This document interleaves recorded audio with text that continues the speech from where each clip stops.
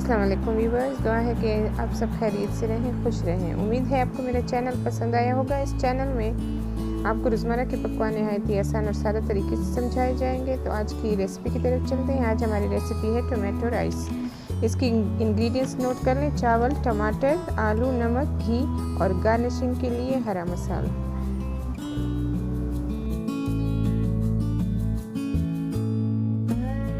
सबसे पहले पैन में चावल डाल दें।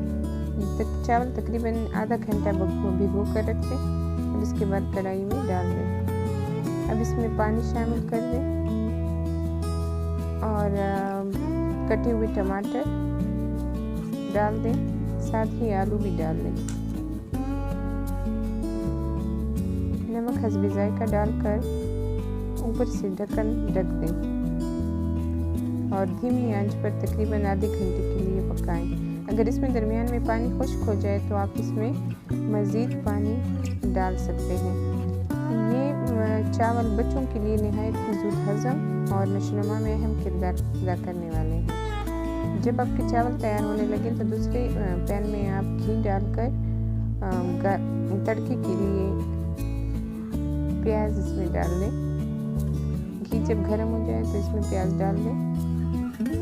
प्याज हल्का ब्राउन कर लें।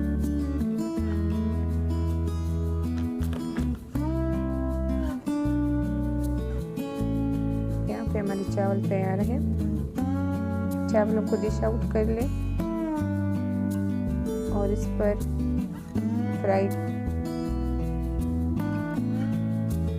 प्याज का तड़का लगा लें।